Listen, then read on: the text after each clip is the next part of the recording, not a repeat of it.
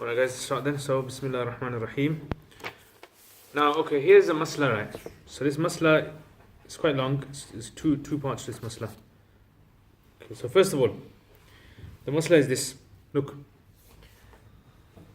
when it comes to doing tayammum, we said intention is necessary. When it comes to doing wudu, we said intention is not necessary. Yes? Now the question comes like this. Let's say, for example, there's a Christian. It can be anyone. Yeah, Christian, Jew, Hindu, anything. But for example, a Christian. So there's a Christian. He does tayammum. Okay? With the intention that he wants to accept Islam. In other words, he's really thought about Islam. He wants to become Muslim. And usually it's considered to be desirable, if not necessary, to perform ghusl. So he's done tayammum with the intention of accepting Islam. Everyone understand that? Now, when he accepts Islam, does he still have his tayammum? Is his tayammum done or not? So that Christian tayammum, what would the issue here be? With a Christian doing tayammum, what would the issue, what problem would arise? Does he have to be Muslim though?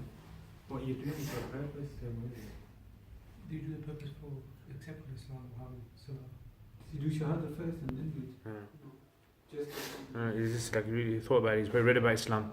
He's read that it's good to take a ghusl. He said, I can't take a ghusl today. But is it necessary? Whether it's necessary or not doesn't matter. The point is that will the tayammum last after? So what do you think? So the question now you have to you think about yourself is, what element of tayammum is it that's connected to Islam? Does that make sense? Okay, let's put the question a different way now. Imagine a non-Muslim does wudu, washes his face, hands, wipes his head, washes his feet, accepts Islam. Does he still have his wudu? There's no reason why it would break. Yeah, so you're saying the wudu would last? Tayammum? So here there's a little ikhtilaf. Imam Abu Hanifa, Imam Muhammad on one side, and Imam Abu Yusuf on the other side.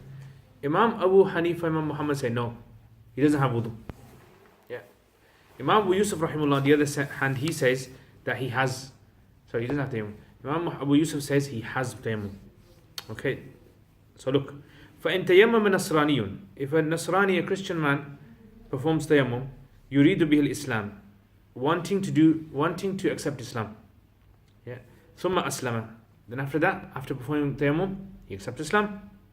لَمْ يَكُنْ مُتَيَمَّمًا إِنْ أَبِي حَنِيفَةَ وَمُحَمَّدٍ, according to them too, he's not considered to be in the state of tayammum. قال أبو يوسف رحمه الله هو متيمم. Imam Abu Yusuf rahimahullah says he has tayammum. Okay, now look at this now. What's Imam Abu Yusuf's reasoning? There's nothing in the Quran to say that the tayammum is invalid. There's nothing in hadith to say tayammum is invalid. This is where the mujtahid has to break down the masla into like Lego pieces. You understand that? So, for example, like, the reason this is important to understand is, let's say someone asks you a question. Someone says to you, if I work in a company and I come late to work, then is it halal for me to take the earning of me coming late? Does that make sense? Now, this is a kind of tricky question because there's nothing explicit in the Quran or in the Hadith to say yes or no. So what you have to do in this masala is like, imagine a Lego piece. So Lego pieces, you got to break each one off and you have to find out the ruling of each piece, and then you put it all together and then you can have the overall ruling. So for example, in this masala you have the issue of working for someone. So what are the rulings of working for someone? Yeah, so working for someone comes under ijara. And then number two, you have the issue of promises. So promise, you made a contract. Then number three, you have the contract itself, which is signing a condition that you will abide by these rules and regulations. Number four is that the conditions in the contract, are they valid conditions, they're not valid conditions? Make sense? So likewise, whenever you look at a masla, you won't generally find the example verbatim. exactly how it is. But what you will find is like small little, like an investigator, forensic investigator. Yeah, when there's a crime, he tries to build a picture by looking at different aspects of it. So here as well, Imam Abu Yusuf rahimahullah says this. He says, look, he says he's got this rule. The rule is this: if ever you do something in Islam, then it's for two reasons. Yeah, either it's an ibadah or it's not an ibadah. Yeah, like for example, eating food is ibadah? No. Yeah. Praying salat is ibadah? Yeah. Then ibadah is broken down into two types: ibadah maqsuda and ibadah ghair maqsuda. So ibadah maqsuda is an ibadah that's done for itself. It has intrinsic benefits. It's not connected to anything else. Like for example, salat is a ibadah maqsuda. And then there's certain things which are ibadah ghair maqsuda. Yeah, which is a ibadah, you get reward for it, but it's not like rewarding in itself. Like for example, going into a mosque. Is that ibadah maqsuda? You can get reward for it, but itself, you go into a mosque to do some other ibadah. Maybe read Quran, maybe pray salat. Make sense? So he says, you know, the action of accepting Islam, what is that? Is this an ibadah maqsuda or not? Make sense? So in other words, if it's an ibadah maqsuda, therefore the niyyah, the intention, will be valid. So he says, لِأَنَّهُ نَوَى قُرْبَةً مَقْصُودَةً. He has intended an ibadah which is intended for itself. Does that make sense? So in other words, because of that, the niyyah of the non-Muslim is valid because he intended to accept Islam with that tayammum. So is his dalil valid? Does it make sense? Is it plausible? Okay. Now then he says, بِخِلَافِ التَّيَمُّمْ لِلدُّخُولِ الْمَسْجِدِ وَمَسِّ الْمُصْحَفِ. Someone wanted to walk into the masjid. If you go into a masjid, it's mustahab to have wudu. Yeah, it's considered mustahab. Okay. Touching a Quran, according to majority of scholars, touching of the Quran without the cover on it has to be done in the state of wudu. Yeah, you can't touch a Quran without the state of wudu. So, but is this an ibadah maqsuda? Is entering a masjid ibadah maqsuda? No. Is touching a Quran ibadah maqsuda? The recitation of the Quran is ibadah maqsuda, but the touching itself and the entering into the masjid. So he says, as opposed to a person doing tayammum for entering into the masjid, wa masil mushaf, لأنه ليس بقربة مقصودة. It's not an ibadah which is considered to be intrinsic for itself. Make sense? Okay. How are we going to understand? How are we going to explain or answer on behalf of Imam Abu Hanifa and Imam Muhammad? So Imam Abu Hanifa and Imam Muhammad, they go back to the asl. Asl is what? What's the difference between tayammum and wudu? Remember we said last time? The difference is that wudu is an intrinsic cleaner. Yeah, water is used as an intrinsic cleaner.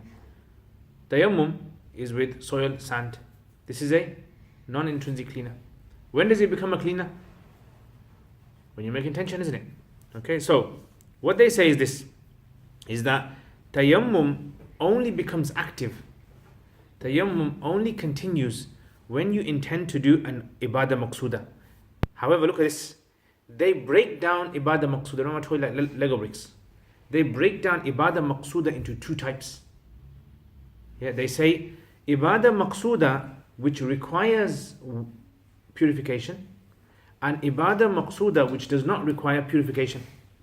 So for example, like salat. What does this come under? Does it require purification? Yes, okay. Fasting.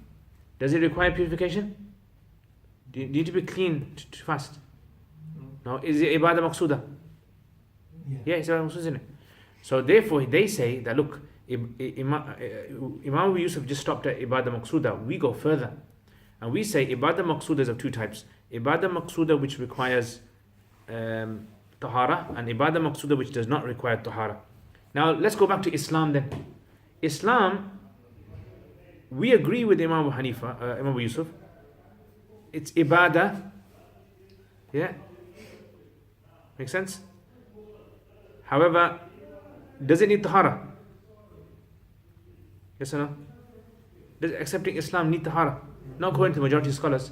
Yes, some scholars say it's wajib, but that's a few scholars that is. That's not the Hanafi position. Yeah, so this is why, we don't need it for this. Make sense? Okay, so now let's look at this now.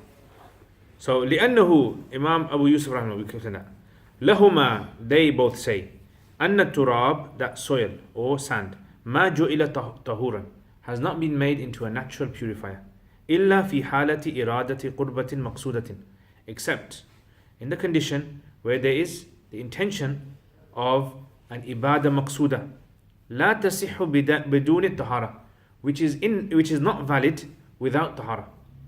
And Islam, وَالْإِسْلَامُ قُرْبَةٌ مَقْصُودَةٌ, Islam is a qurba maqsuda, yes, ticks off the box. However, تَصِحُ بِدُونِهَا, it's valid without tahara. You don't need tahara. Okay, so it's like, similar to entering the masjid. It's similar to touching the Quran in that sense. Now the question comes, okay, wait a minute. The Hanafis, they say that if a person does sajda tilawa and they have intention, they need to do wudu or tayammum. So what about that then? So we say بخلاف سجدة التلاوة, as opposed to sajda tilawa. Sajda tilawa in itself is a ibadah maqsuda. Yeah, it's ibadah maqsuda. Yeah, so sajda tilawa. So for example, you recited a verse of the Quran which contains sajda tilawa. Now you need to do sajda. So you done tayammum and you done that. So is it qurba maqsuda? Yes. Is it valid without tahara? No. Make sense? So this is why sajda tilawa itself comes under ibadah maqsuda and it needs tahara. Have you got that? So khulasa of this, what do we learn from this? What we learn is the Christian, if he was to do tayammum and he accepted Islam, he doesn't have his tayammum according to them too. Imam Yusuf says he does. Does that make sense? And from this we also learn another masla, which is the issue of when a person does tayammum, that tayammum that a person does, if they do it for an ibadah maqsuda, to do it for an ibadah maqsuda, then that tayammum can last for other things as well. But if you do your tayammum just to touch a Quran, you can't do with that tayammum a salat. Let's say there's a Quran on the shelf and you want to move it, you don't have wudu, so you done tayammum, you picked it up and you moved it. Now you want to go and pray your salat. You won't be able to pray salat with that tayammum, you have to refresh your tayammum again. That's going to Hanafis. Does that make sense? Yeah. So anyway. So, وَإِن تَوَضَّأَ, now next masla. Like I said, two maslas here. What if a person does wudu, Christian, he performs wudu now, and he accepts Islam? What would we say? Will his wudu last? What should happen? Why? Same ikhtilaf you're saying. Why though? So you're saying that the intention issue, the intention is also something that's effective in wudu.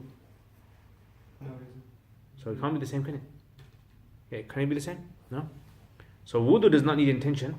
Therefore, all these different scenarios do not apply to wudu. So wudu a person doesn't. So this is why the Hanafis generally all agree upon this. So in tawadda la yuridu bihi al-Islam. If a person does wudu and he does his wudu, he doesn't even want Islam for that wudu. He just done his wudu. Then later on in the day he found out about Islam. He wants to accept Islam. Yeah, for who mutawaddi? Even if he's a non-Muslim, he's still mutawaddi. Khilafan li Shafi'i, as opposed to Imam Shafi'i. Why? Why do you think Imam Shafi'i says that? Very good, yeah. Because Imam Shafi'i has intention as a fundamental part of wudu. Bina'an ala ishtirati niyyah. Based upon his preconditioning of niyyah. Okay, now, that masla is finished now. Now let's go into another masla. So it's similar to what we talked about, but the reverse way around. Let's say there's a Muslim. He's done his tayammum. Zayd done his tayammum. Okay? And 10 minutes later, he left Islam. Na'udhu billah. May Allah save us from that. Yeah. So whenever we talk about someone leaving Islam, you'll always see the scholars write, may Allah protect us from that. May Allah save us from that. Why? Because none of us are free of this possibility happening to us. So we always ask Allah to protect us. So a Muslim does tayammum. 10 minutes later, he leaves Islam.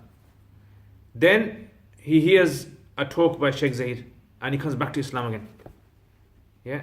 So he's done his tayammum. He left Islam. Then after a while he's accepted Islam again. That tayammum that he did before he left Islam, is it still there after he comes back to Islam or not? What would you say? What issue would be involved here? Okay, first of all, his wudu. Let's say he done wudu. He left Islam, then he came back to Islam. Did he still have his wudu? I was saying, yeah. Yeah, because what breaks wudu?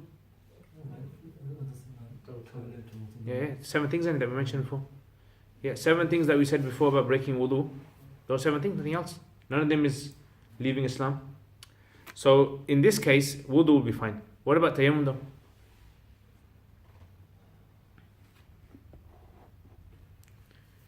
So in this issue, on one side you have the 3 Hanafis, Abu Hanifa, Imam Muhammad, Imam Abu Yusuf, and on the other side you have Imam Zufar. Imam Zufar rahimahullah says the wudu would become nullified. Wudu is nullified. And the other 3 say, sorry, tayammum is nullified. The other 3 say no, he still got his tayammum, because their whole ikhtilaf regarding the Christian was he wasn't in a state initially for his tayammum to be valid. Yeah, according to Imam Abu Hanifa and Imam Muhammad. Makes sense? But in here, there's no problem, because he did his tayammum whilst he was a Muslim. Okay, so what's Imam Zufar's position? Imam Zufar says this, look. He says, a guy done tayammum, he left Islam. When he leaves Islam, how does a person leave Islam? Is it by action he does? It's not action, is it? It's a belief. Yeah, so you studied Aqeedah Tahawiyah, haven't you? You can't leave Islam by actions. You leave Islam by belief. A person might drink alcohol, a guy might fornicate, might gamble, might do all sorts of things. Right? If he's a Muslim, he's still a Muslim. He'll only leave Islam if he believes something contrary to what Islam is about. He says, I don't believe that Allah exists, or I don't believe the Prophet ﷺ is the Prophet, or I don't believe the Quran is Allah's word, or I don't believe in the Day of Judgment. So these are things that will take a person out of Islam. So Imam Zufar says, look, kufr, which is the opposite of Islam, this goes against the whole idea of tayammum. Why is that? Because tayammum is based on niyyah. And niyyah, you need to believe in Allah. Therefore, if you do kufr, you've gone against the asl of niyyah, which is intending something to do with Allah. Does that make sense? So this is why he says that kufr nullifies tayammum. So he says, the question now comes is this, but didn't he, okay, I understand that if he's a kafir and he does tayammum and comes into Islam, I understand that there, but what if he's a Muslim already, and then how does that work? So what he says is this, he goes, there's certain things in Islam that the ruling in the beginning might be one thing, but then later on the ruling might change, and the ruling will change in such a way in the middle that it's as though even in the beginning now it wasn't allowed.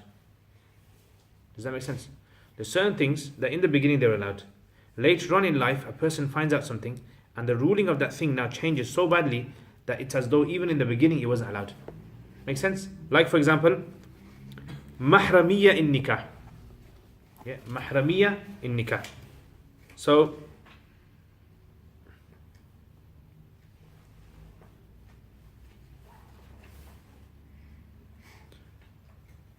for example, like this, look.